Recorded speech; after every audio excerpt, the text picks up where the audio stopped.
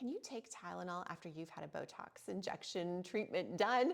My answer is absolutely you can take Tylenol, but there are some really nuances or some nuanced answers in terms of what you can take before, what you can take after, and why. And I really want to clarify some of those for you, especially if you are a person who has to take blood thinners for any other reason or is on any other pain medication.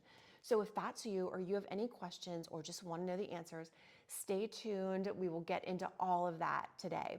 My name is Lynn Neiman. I am a board certified anesthesiologist, and I own and operate a practice in Northern Virginia called Blossom Medical. I love being an aesthetic medical provider, and I absolutely love the opportunity to help increase my patients' confidence and let them feel like their outside matches their inside.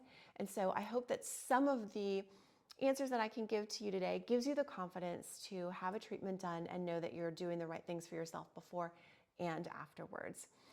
If you think that this content might be a little valuable to you, I certainly would love it if you would like and subscribe. But let's get into all of the details here. So Tylenol, unlike ibuprofen, is less linked to bruising. So if you are a person who is taking Tylenol for another reason or is taking Tylenol as part of another medication routine that you have, absolutely, I am not worried if you take Tylenol before your treatment or after your treatment. And I would say this, it's not unusual for someone, especially if you're getting Botox for the very first time, it's not unusual to actually have a low-grade headache that develops a couple hours after your treatment, and you may continue to have that headache for up to 1 to 3 days is pretty average. Some people, it may even last 7 days, that low-grade headache. And Tylenol is a perfectly acceptable treatment to go ahead and take, and I wouldn't worry about that all increasing your risk of bruising. Let's talk about ibuprofen just a little bit. If you are taking ibuprofen on a regular basis, so if you have another injury or something else going on or some aches and pains, and you are taking an anti-inflammatory dose of ibuprofen, so let's say 800 milligrams of ibuprofen, and you're taking that several times a day in the days leading up to an injectable treatment, whether it's Botox or whether it is injectable fillers, PRP, anything else like that, you are at an increased risk of bleeding, but now, or increased risk of having some bleeding or having some bruising after your procedure. But now we have to talk about risks and benefits. If you withhold your pain medication, you have to also know that you might have some increasing discomfort in other areas. And so what would you kind of prefer? Is it okay? Is the risk of having a little bit more of those aches and pains okay before your treatment to decrease your risk of having bruising? Or is it acceptable to you to maybe have a little bit increased risk of having bruising, but not have pain associated with the other reason why you're taking that medication? That's something that you can discuss with your provider. Remember, I am a physician, but not your physician. So those are really individual, nuanced conversations that you can have with your provider, and they can instruct you on the best ways to take those medications. But if you're a person who doesn't necessarily need to be on ibuprofen before your treatment, you will decrease your risk of having post-treatment bruising if you can hold off on taking ibuprofen before an injectables treatment. Sometimes I have patients, and this might be you as well, for a number of reasons, I have patients who need to be on blood thinners for one reason or another. So those things might include things like aspirin, Plavix, Eliquis, and those are important medications, and it depends on the reason for those medications. I've seen written on some websites that you should stop those before you have an injectables treatment done. And as a physician, let me say this directly to you if you are on those medications, so directly to my camera right in front of me. But those medications are often taken for cardiovascular reasons.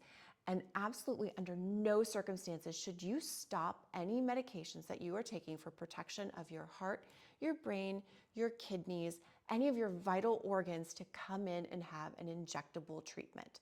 The only person who can stop those medications for you is your primary care physician or your cardiologist. So under no circumstances should you stop or hold those medications unless you have permission from the person who prescribed them to you. I do injectable treatments on my patients who are on Eliquis and on Plavix and on a daily aspirin all the time. We just discussed that there's a slightly increased risk of bruising at the time of their procedure. And that's a risk that they understand because the benefit of that medication to protect their vital organs far outweighs the risk of having a slightly increased risk of having bruising around the time of a procedure. So again, I am a physician, not your physician. If you are on those anticoagulants for a medical reason, do not stop them around the time of an elective injectables treatment. If you have concerns about bruising or anything else, talk to your primary care physician, your cardiologist, the person who prescribed those medications for you, so that you are absolutely doing the smart and right thing for your overall health. Remember, aesthetic treatments are elective treatments, and as much as I am passionate about them and I want to get people the results that they're hoping for because I know it increases their confidence, at the end of the day, we are medical providers. And so everything we need to do, or that we do, needs to keep in mind your whole medical background. So if you are going into having any treatments done at any office and they are not reviewing your whole medical history with you, that is a red flag. Someone needs to know your medications, your allergies. They need to know if you are on any of those anticoagulant medications. They need to have discussions with you. So please, please, please make sure that your provider is also someone who's treating you medically as well as aesthetically. So that's my take-home message for you today.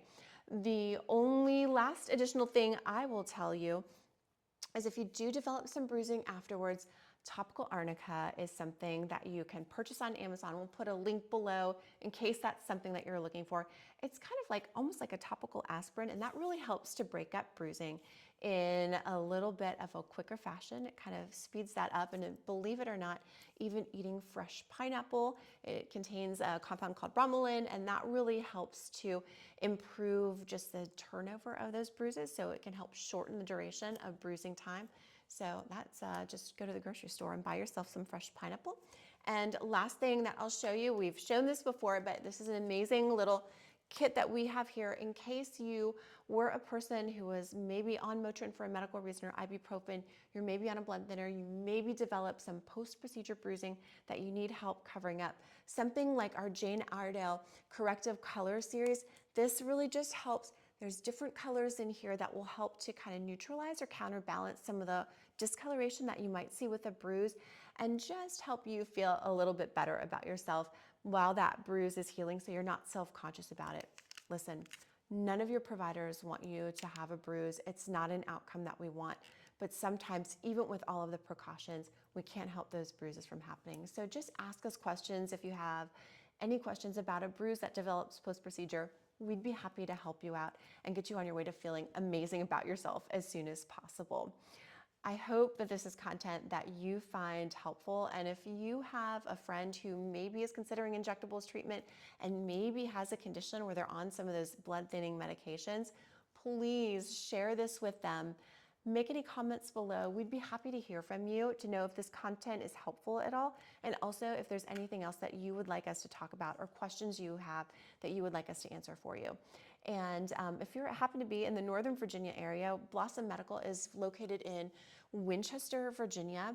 We happily see new patient consults here, and we can go over a comprehensive plan for you, whether it's injectables, lasers, skincare, just overall skin health. We love talking to patients and just opening up just all of the tools that we have in our toolbox and sharing them with you in order to help you get the results that you want from any aesthetic treatments.